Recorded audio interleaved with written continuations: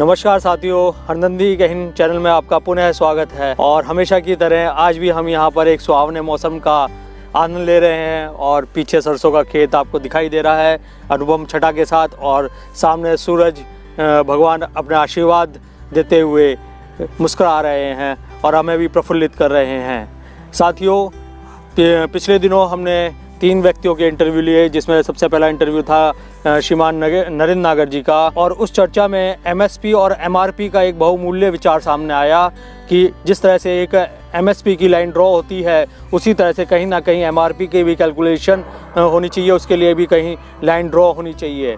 और उसी कड़ी में दूसरा साक्षात्कार या दूसरी चर्चा हमारी फिटजी के मैथ्स टीचर श्रीमान विजय शर्मा जी के साथ रही। उनके साथ भी एमएसपी पे बात हुई और उन्होंने भी प्रबलता से एमएसपी का समर्थन करा, और साथ ही कहा खेती किसानी में जो उपज होती है, जब बीज बोया जाता है, उसका भी आंकड़ा होना चाहिए कि पूरे उस सेक्टर में या ज़िले में किसानों ने क्या क्या फसलों को बोया है, और जब कटाई हो तो कृषि मंडियों का नेटवर्किंग इतना ज़बरदस्त होना चाहिए कि किसान को पता हो जाए कि किस मंडी में कितना माल या कितनी उपज किस तरह की पहुंच चुकी है, जिससे कि वो अपनी सर्टेन उपज को बेचने के लिए स्वतंत्र रह सके और उसका ज़्यादा से ज़्यादा मुनाफा, ज़्यादा से ज़्यादा दाम कमाने के लिए सामर्थ्यवान बन सके। तीसरा हमारा चर्चा रही ऑर्गेनिक फार्मिंग करने वाले श्रीमान अवनीश डागुर जी के साथ, जिन्होंने विभिन्न पहलुओं पर किसानों के परेशानियों को सामने रखा और उन्होंने भी चीज़ों को प्रैक्टिकली देखा है, समझा है, और उस अनुसार उन्होंने बताया कि जी आप एमएसपी की तो चर्चा कर रहे हैं, लेकिन साथ साथ जो खेती किसानी के मूल्यों को प्रभावित करने वाली घटक हैं उस पर भी आपको ध्यान देना चाहिए। जिस तरह से एक अच्छा बीज होना चाहिए, प्रॉपर नॉलेज होनी चाहिए किसान को कि क्या उसको बोना है, और साथ ही जो जंगली मवेशियों के द्वारा खेती किसानी को बहुत नुकसान पहुंचाया जाता है, उस पर भी उन्होंने बेबाकी से अपनी बात रखी है। साथ ही उन्होंने इस बात पे भी कहा है कि इंफॉर्मेशन टेक्नोलॉजी का पूरा लाभ किसान जगत को, खेती किसानी और फार्मिंग जगत को होना चाहिए, और सारी चीज़ें अधिक से अधिक अप टू डेट होनी चाहिए, और आंकड़े जितने से ज़्यादा सुरक्षित और व्यवस्थित होंगे उतना ही किसानों को अपनी उपज का मूल्य और लाभ मिल सकेगा। उसी कड़ी में आज चौथी हमारी वार्तालाप है मुकेश शर्मा जी के साथ, जो आज हमारे साथ उपस्थित हैं। आपका परिचय, अर्थ क्रांति के आप गाजियाबाद में संयोजक हैं। अर्थ क्रांति भारतीय अर्थव्यवस्था पर चिंतन मनन करती है और समय समय पर शासन और प्रशासन को अर्थशास्त्र से संबंधित सुझाव देती रहती है, और उसका कुछ ना कुछ संशोधन पॉलिसीज़ में, गवर्नमेंट पॉलिसीज़ में समय समय पर दिखाई भी देता है। इनसे आज हम समझेंगे कि ये जो 3 बिल आए हैं उससे खेती किसानी की अर्थव्यवस्था पर क्या फ़र्क पड़ता है। मुकेश जी, आपका हरनंदी का हिंद में स्वागत है। धन्यवाद जी। मुकेश जी, एमएसपी पे जैसे बात आई है, और अभी भी किसान कह रहा है कि एमएसपी हमें चाहिए, एमएसपी एक एश्योरेंस चाहता है वो, तो ये एश्योरेंस जो कि हमारे दूसरे बिल में भी है कि प्राइस एश्योरेंस गवर्नमेंट देना चाहती है किसानों को, तो ये एमएसपी से किस तरह की एश्योरेंस किसानों को मिल सकती है? ऐसा है, इस मुद्दे पर बात करने से पहले मैं कुछ महत्वपूर्ण तथ्य यहाँ पर रखना चाहूँगा। जी। किसान की बात करने से पहले हमें ये जानना चाहिए कि किसान की परिभाषा एक्चुअल में इस देश में क्या है। किसान है कौन? क्या सिर्फ खेती की ज़मीन खरीद कर किसान बना जा सकता है? जी। 10 एकड़ जमीन में 100 एकड़ की इनकम दिखाती हैं सुप्रिया सूले जी। एक इनकम टैक्स अधिकारी गमले में गोभी उगाने के लिए चिदम्बरम जी को कटाक्ष करते हैं।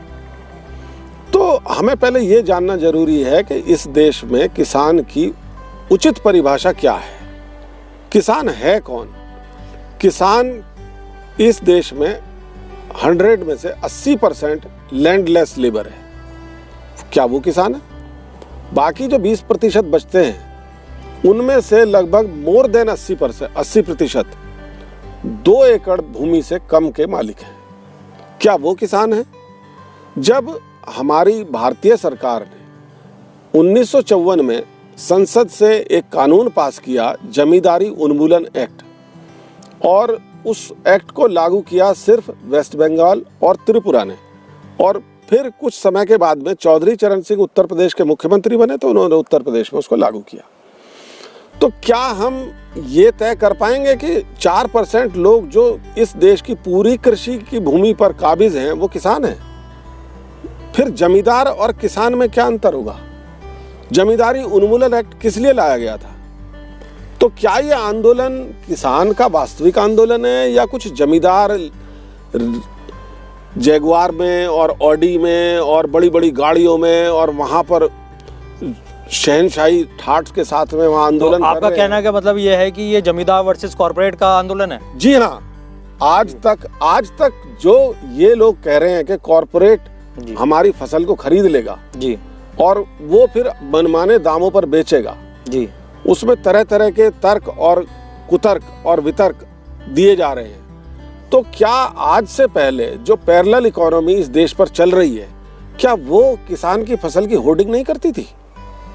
बिल्कुल करती थी।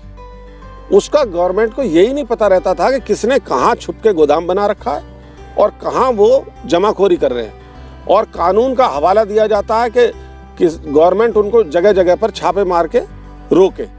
अब अगर एक गवर्नमेंट ने उस कानून को खत्म कर दिया कि आप जितना मर्जी सामान खरीद सकते हो, क्योंकि किसान कहता है कि मिनिमम सपोर्ट प्राइस पर उसका सामान खरीदा जाए।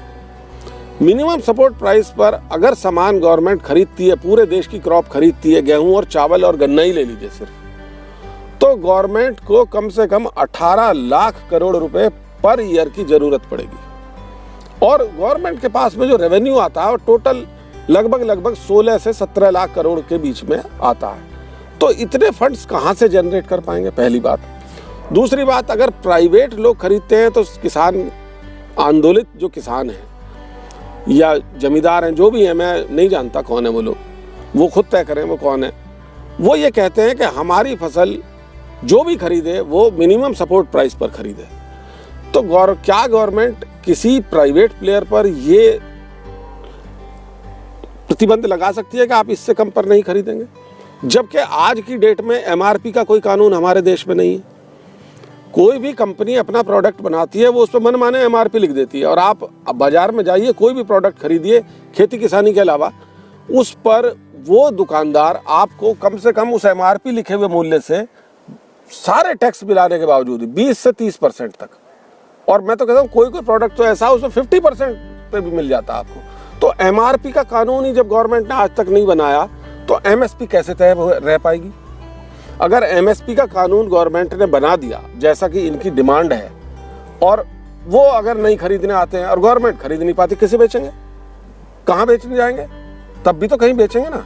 गवर्नमेंट ने ये कहा है, इससे पहले आज तक किसान की ये मांग रहती थी, किसान नेताओं की ये मांग रहती थी कि हमारी फसल का दाम दिल्ली में एसी में बैठे लोग तय नहीं कर सकते।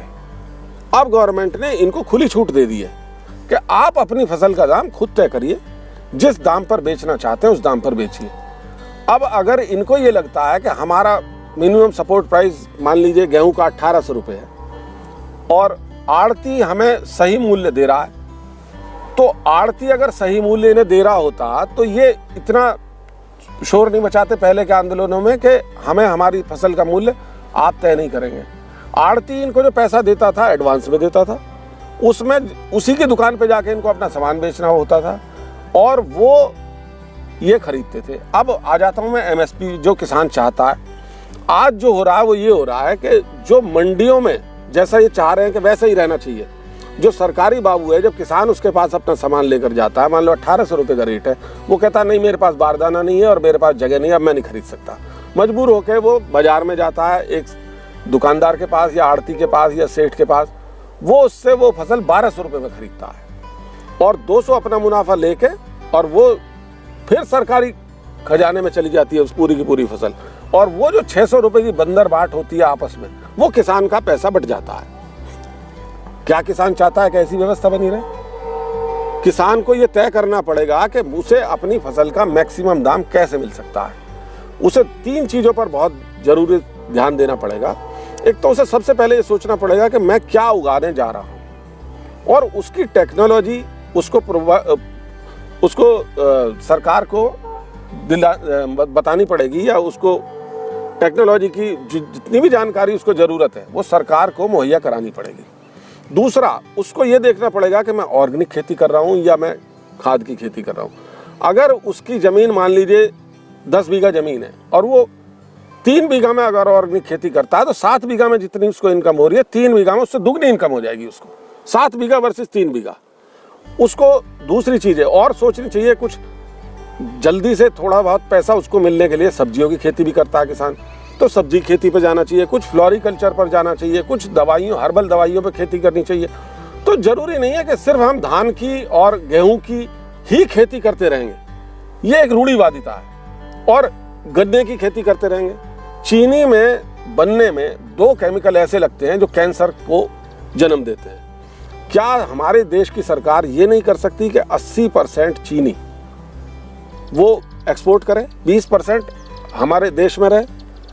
आज जितने चीनी मिले हैं वो सब अल्कोहल बना रहे हैं। अल्कोहल से शराब बनती है। शराब कौन पीता है? गरीब आदमी, मजदूर, किसान, वो उससे बर्बाद होता है। उससे एथेनॉल क्यों नहीं बनाया जा सकता?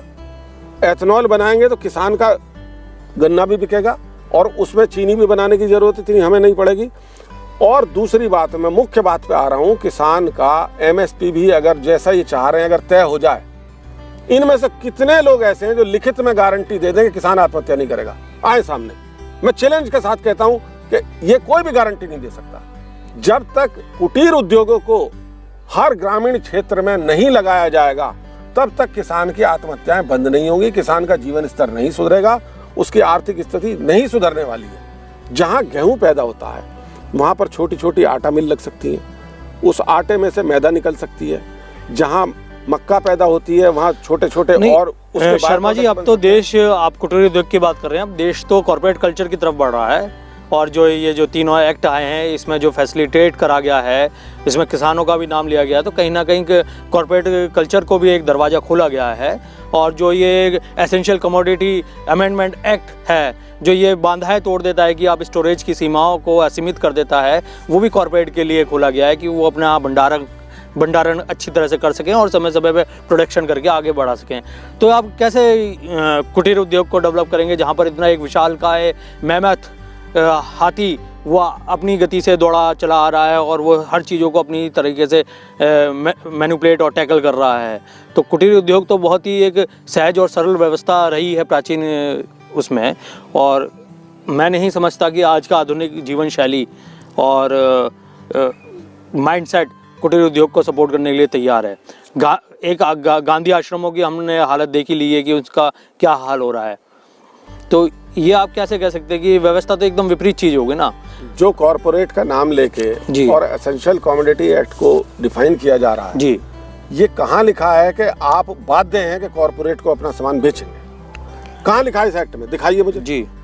कहीं ये मेंशन नहीं है कि आप उसे बेचने के लिए बाध्य हैं जी।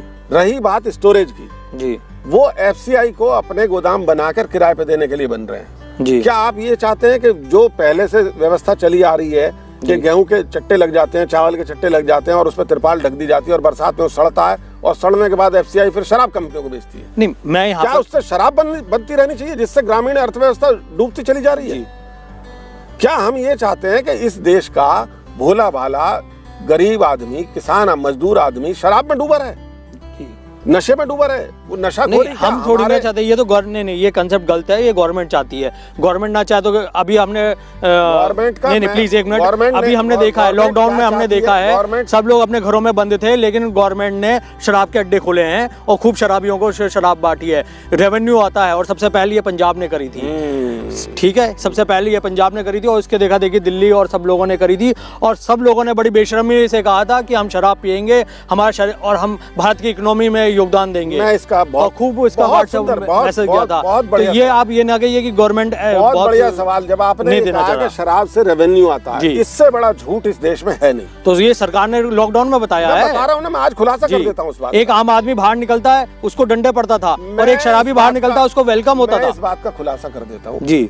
कि शराब से कितना रेवेन्यू सरकार के पास जी। आता है और क्या उसकी वास्तविकता। नहीं, अब हम दूसरी हमारी चीजें नहीं, दूसरी उस पर चले जाएंगे। आज complete हमारी डिबेट करना- शराब वाली नहीं है। इसे कंप्लीट करना बहुत नहीं, जरूरी है। अभी हम दोबारा आते हैं कि ये जो एसेंशियल कमोडिटी एक्ट है, नहीं, इसे कंप्लीट करना बहुत ये जरूरी है। एसेंशियल कमोडिटी अमेंडमेंट बहुत एक्ट है, इंपॉर्टेंट पॉइंट है, इसे कंप्लीट करना बहुत जरूरी है। वो बहुत लंबी चर्चा चली जाएगी। लंबी नहीं जाएगी, 2 मिनट की बात है। सेंट्रल गवर्नमेंट ऑफ इंडिया की एक बॉडी है जी बेंगलुरु में, नीमंस जी national institute of mental health and resources जी, उसके अपने सर्वे बताते हैं कि लीकर से जितनी इनकम सरकार को होती है उससे ज्यादा उसके परिणामों पर सरकार को खर्चा करना पड़ता है। तो ये सबसे बड़ा झूठ है। शराब से जो शराब माफिया है वो एक हिस्सा वो कमाता है और एक हिस्सा ब्यूरोक्रेसी और नेताओं की जेब में जाता है। और सरकार के पास जो आता है रेवेन्यू के रूप में वो कोई उससे सरकार का भला नहीं हो रहा है। सरकार अगर इसमें गुमराह लोगों को कर रही है या लोग इसमें गुमराह हैं तो मैं उनकी आंखें खोल देना चाहता हूँ। जी। शराब से कभी भी गवर्नमेंट का खजाना नहीं भरता है जी। कोई। लेकिन जो गवर्नमेंट को चला रहे हैं उस व्यवस्था का तो खजाना बढ़ता है ना। मैंने बताया ना, पैरेलल इकोनॉमी, समानांतर अर्थव्यवस्था ही इस देश की जड़ों को खोद रही है जी। जब तक ये समानांतर अर्थव्यवस्था चलती रहेगी ना इस देश से गरीबी मिटेगी, ना भेदभाव मिटेगा और ना इस देश से भ्रष्टाचार खत्म होगा।